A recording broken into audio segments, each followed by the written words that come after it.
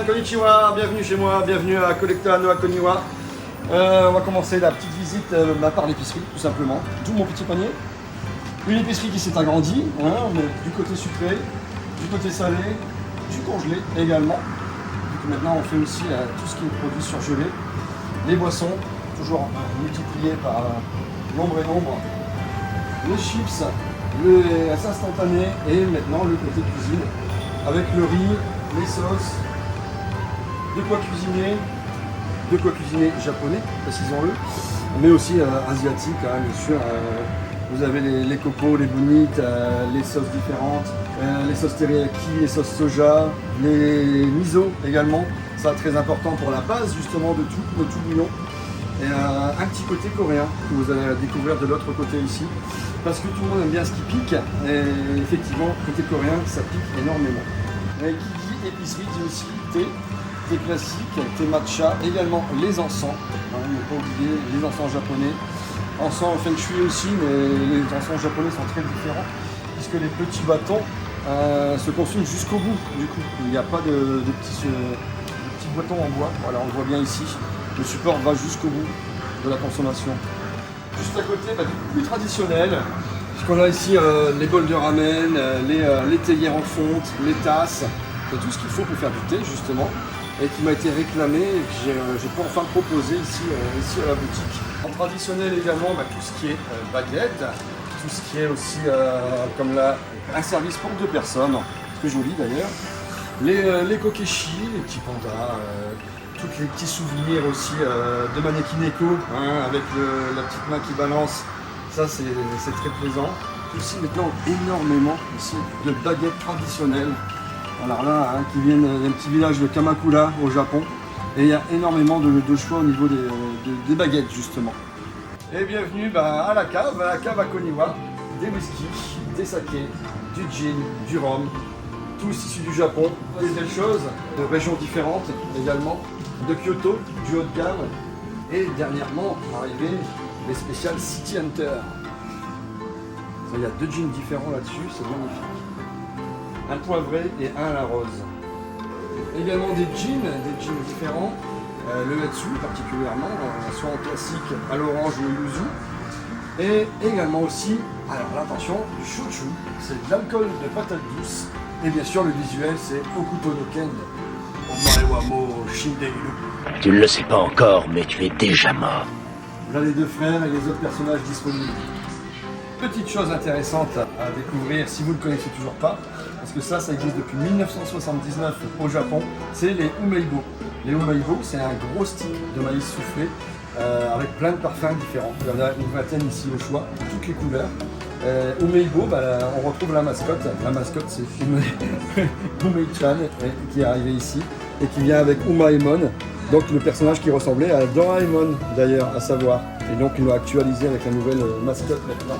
On retrouve ici plein de parfums, teriyaki, yakitori, mentai, c'est des poissons pimentés. On a eu là récemment du bœuf curry, langue de bœuf, des noli, des natto, salami. Est-ce que je vais tous les citer? Oui, j'ai encore crevettes mayo. Et ceux que j'ai dans les mains justement, c'est les nouveaux, ça c'est pomme cannelle. Et au comptoir, vous trouverez tout ce qui est les bonbons de toutes sortes, gâteaux, gaufrettes, bonbons aux fruits, il y a un peu de tout. Et des petites choses sympas, même du Nintendo, les bonbons Mario, les bonbons Kirby, les bonbons Splatoon, Splatoon 3 qui est sorti récemment. Là on a encore les katanas, les armes différentes, tirées des séries, énorme choix aussi également à ce niveau-là. Des petites choses traditionnelles comme les noren. Alors les noren c'est des grands rideaux japonais qui font les séparateurs de portes. Justement, je vais vous en montrer un. Voilà, il y a ici les séparateurs de portes pour entrer justement dans la bibliothèque.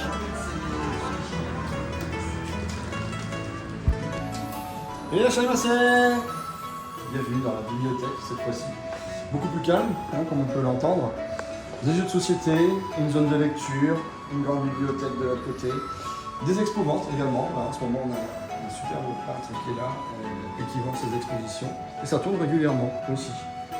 Et dans cette salle, voilà, il y en a qui lisent, il y en a qui se reposent, il y en a même qui viennent travailler. Il y a un petit espace de coworking, c'est très bien. On fait plusieurs animations qu'on va refaire prochainement, genre la journée du kimono par exemple.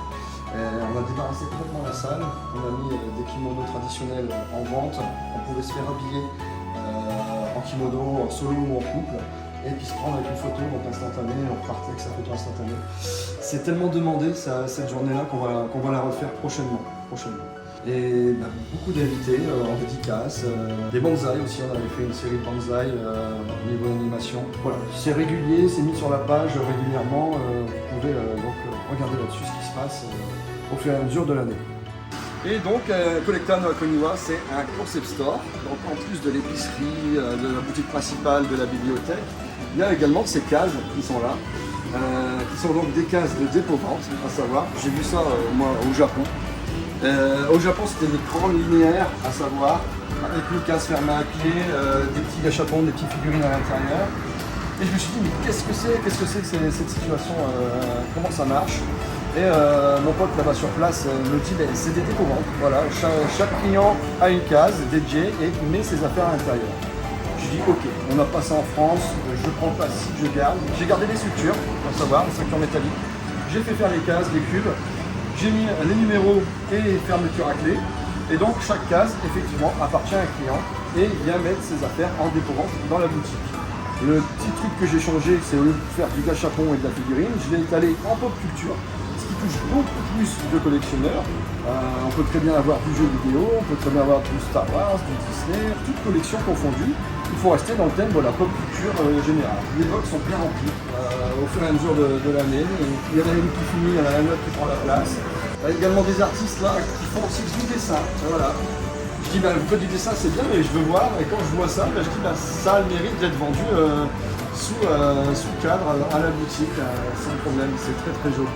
Eh bien, la boutique propose aussi du goodies, des figurines, des peluches, de la maquette, beaucoup de Gundam aussi, très demandé.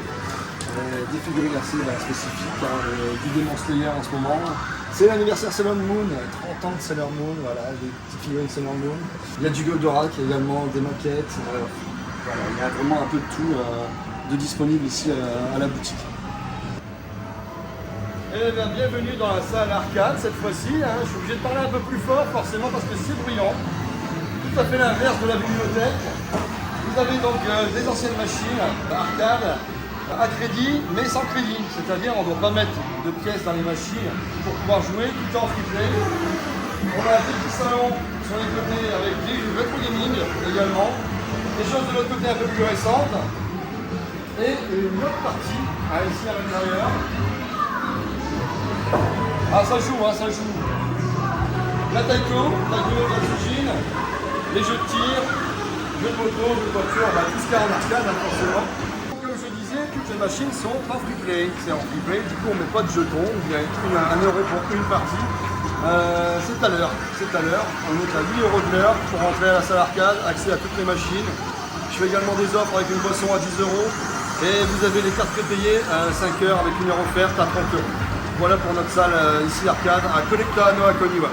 Voilà tout ce que vous pouvez trouver dans mon concept store japonais ici à Béthune, 147 avenue Fleming. Collecta no Akoniwa, c'est le nom de la boutique. Le petit repère secret du collectionneur, à savoir pour ceux qui veulent une traduction. Et vous me trouvez tous les jours sauf le lundi. J'ai même des horaires en soirée, le week-end et je suis là également le dimanche pour vous accueillir. Merci beaucoup, matane!